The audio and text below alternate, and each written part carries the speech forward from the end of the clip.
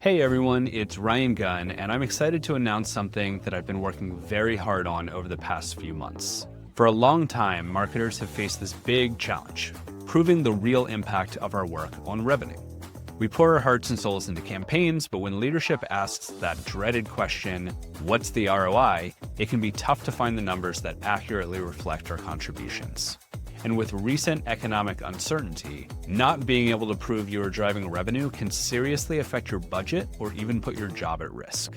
On the other hand, marketers who are able to show impact on revenue are getting bigger budgets, promotions, and earning a seat at the leadership table. That's why I'm so excited to launch Attribution Academy and our first course, the Attribution Mastery Certification course.